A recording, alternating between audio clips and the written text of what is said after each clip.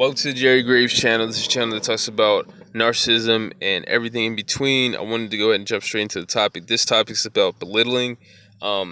If you don't know, I believe belittling is one of the most powerful abuse techniques because it's so easy to get away with, and it attacks almost every part of you as far as your reaction to abuse, getting anxious, uh, second guessing yourself, feeling small, and you know what I mean?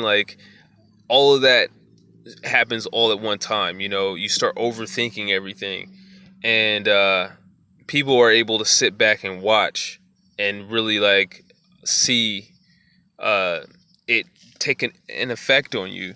So it's like one of the best ways to play with somebody's mind and without having to actually directly do something that can get you in trouble.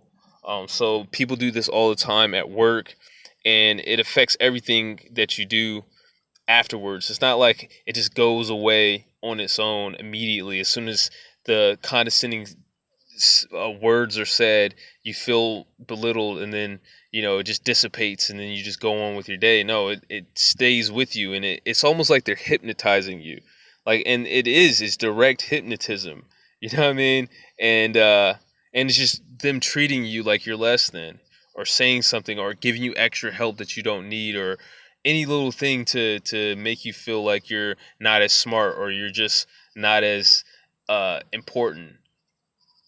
So, what I've done is I've experimented with a lot of different techniques to try to mitigate this problem. But the one thing that I found that really helps actually is two things. Um, it's basically like grounding yourself, because you got to get rid of the feeling. It's more important than the words that's being said, or trying to change their words, because they're trying to get you to feel a certain way.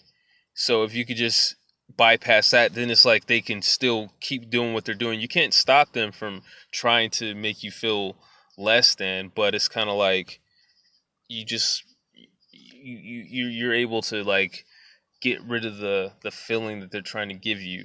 So what I've done is, what I've learned to do is start grounding yourself, um, which is just making yourself feel more in your body, like people do body scans, because whenever you start to feel belittled, you start getting that floaty feeling, like you're uh, depersonalizing and all this, so you got to pull yourself back into your body, right?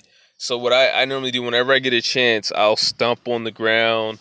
I'll make sure I feel I'll feel a connection back to the earth, and pull myself back in, where I'm not depersonalized anymore, right? And then um reestablishing my breathing really helps. I think because you start breathing more shallow, because you're already getting into that anxiety.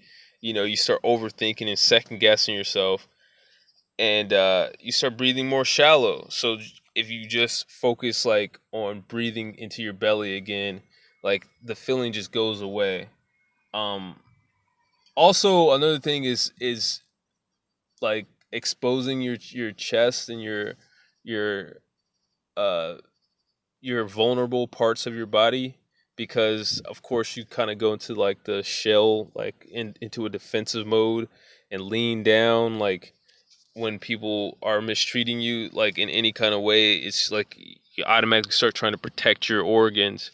But if you can get to a safe place and open up your body and expose yourself again, it'll have a backwards effect on that, to tell yourself that you're safe, nobody's actually trying to stab you. But this is like I said, this is a mind game. This is one of the it's like them really trying to have fun with you.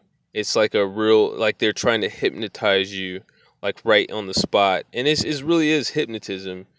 And that's what they do. It's a game for them. It's a mind game, and if you're able to take away the feeling from it, it kind of shuts that game off, and people will sit back and kind of start watching and studying you and trying to understand why you're not it doesn't have the same effect on you anymore.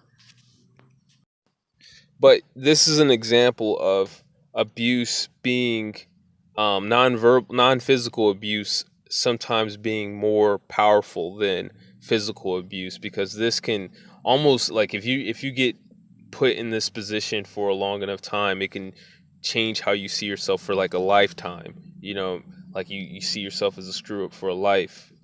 So it's like, and like I said before, it's a way of getting you anxious, focused on yourself, self doubt, like uh, intimidated, all at one time. That's the reason why it's more powerful than just physical abuse, because like you just feel intimidated and hurt if somebody's punching you, but feeling like you're stupid and everything that goes along with it, when you're being belittled, like it has a longer lasting, more powerful effect.